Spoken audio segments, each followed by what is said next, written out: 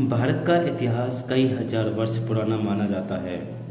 65,000 साल पहले मनुष्य अफ्रीका से भारतीय उपमहाद्वीप में पहुंचे थे, जहां वे पहले विकसित हुए थे। सबसे पुराना ज्ञात आधुनिक मानव से लगभग 30,000 वर्ष पहले दक्षिण एशिया में रहता है। ईसा पूर्व के बाद खाद्य फसलों और जानवरों के वर्चस्व के लिए सबूत स्थायी संरचना का निर्माण और कृषि अधिशेष का भंडारण मेहरगढ़ और अब बलूचिस्तान के अन्य स्थानों पर दिखाई दिए। ये धीरे धीरे सिंधु घाटी की सभ्यता में विकसित हुए। दक्षिण एशिया में पहली शहरी संस्कृति जो अब पाकिस्तान और पश्चिमी भारत में 2500 से 2900 ईसा पूर्व के दौरान पनपी। मेहरगढ़ पुरातात्विक दृष्टि से महत्वपूर्ण स्थान है, जहां नवपाषाण युग 7000 ईसा पूर्व से 2500 ईसा पूर्व के बहुत से अवशेष मिले। सिंधु घाटी सभ्यता, जिसका आरंभ काल लगभग 3300 ईसा पूर्व से माना जाता है, प्राचीन मिस्र और सुमेर सभ्यता के साथ विश्व प्राचीन सभ्यता से एक है। इस सभ्यता की लिपि अब तक सफलतापूर्वक पढ़ी नहीं जा सकी। कहा जाता है कि इतना आसान नहीं होता है पुराने अस्तित्व को जानना। सिंधु घाटी सभ्यता वर्तमान पाकिस्तान और उसके सटे भारतीय प्रदेशों में फैली थी। पुरातत्व प्रमाणों के आधार पर 1900 ईसा पूर्व के आसपास इस सभ्यता का अकस्मात पतन हो गया। 19वीं शताब्दी के पश्चात विद्वानों के प्रचलित दृष्टिकोणों के अनुसार आर्यों का एक वर्ग भारतीय उपमहाद्वीप की सीमाओं पर 2000 ईसा पूर्व के आसपास पहुंचा, जो सबसे पहले पंजाब में बस गया। यह ऋग्वेद की संरचनाओं की रचना की गई। आर्यों द्वारा उत्तर तथा मध्य भारत में एक विकसित सभ्यता का निर्माण किया, जिसे वैदिक सभ्यता भी कहा जाता है। ये भी कहा जाता है कि प्राचीन भारत के इतिहास में वैदिक सभ्यता सबसे प्रारंभिक सभ्यता है, जिसका संबंध आर्यों के आगमन से है। इसका नामकरण आर्यों के प्रारंभिक साहित्य वैद्यों के नाम पर किया गया। आर्यों की भाषा संस्कृत थी और धर्म वैदिक धर्म यानी सनातन धर्म के नाम से प्रसिद्ध था। बाद में विदेशी आक्रांताओं द्वारा इस धर्म का नाम हिंदू पड़ा। वैदिक सभ्यता सरस्वती नदी के तटीय क्षेत्र, जिसमें आधुनिक भारत के पंजाब और हरियाणा राज्य आते हैं, और इसी में इसका वैदिक सभ्यता सरस्वती नदी का विकास हुआ और विकसित हुआ। आमतौर पर अधिकतर विद्वानों वैदिक सभ्यता का काल 2000 ईसा पूर्व से 600 ईसा पूर्व के बीच मानते हैं, परंतु ऐसा हो या नहीं हो, ये एक हमारी काल्पनिक कहानियों में से एक भी हो सकती है।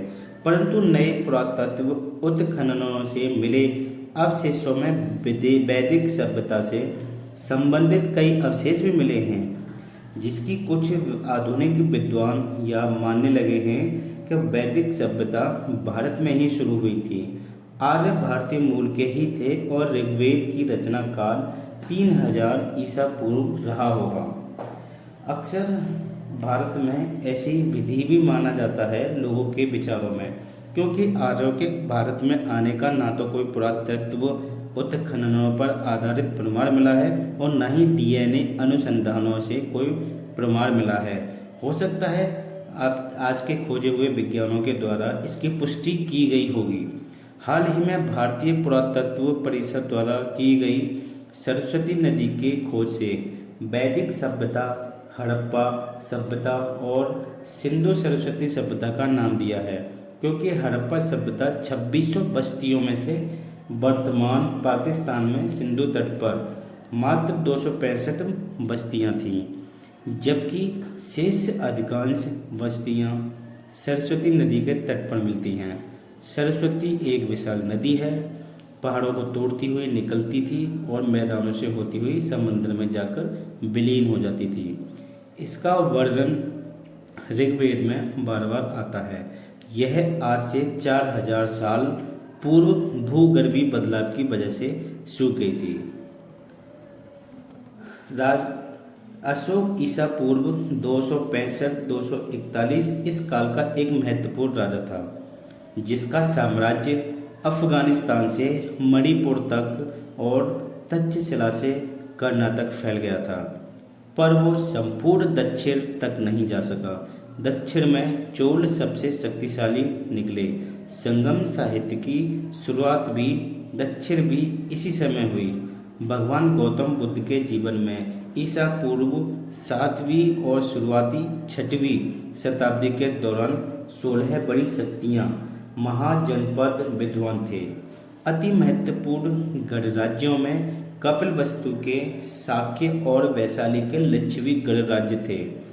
गणराज्यों के अलावा राजतंत्रिक राज्य भी थे, जिनमें से कौशाम्बी, मगध, कौशल, गुरु, पांचाल, चेदी, अवंती महत्वपूर्ण थे। इन राज्यों का शासन ऐसे शक्तिशाली व्यक्तियों के पास था जिन्होंने राज्य विस्तार और पड़ोसी राज्यों को अपने में मिलाने की नीति अपनाई रखी थी। तथापि गणराज्य राज्यों के तब भी स्पष्ट संकेत थे कि राज्यों को अधीन राज्यों का विस्तार हो रहा था। इसके बाद भारत छोटे छोटे साम्राज्यों में फैल गया। 8वीं सदी में सिंध पर अरबों का अधिकार हो गया। यह इस्लाम का प्रवेश माना जाता है। ये देखा गया है, सिंध पर अरबों का अधिकार हो गया तो इसका प्रवेश माना जाता है।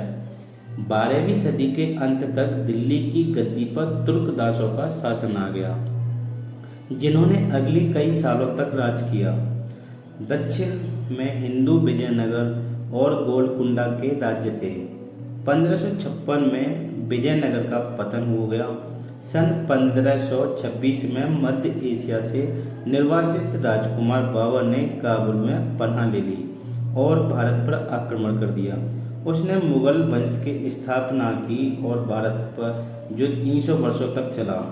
इसी दक्षिणा पूर्वी तट से पुर्तगाल का समुद्री व्यापार शुरू हो गया। बाबर का पोता अकबर धार्मिक सहिष्णुता के विख्यात हुआ।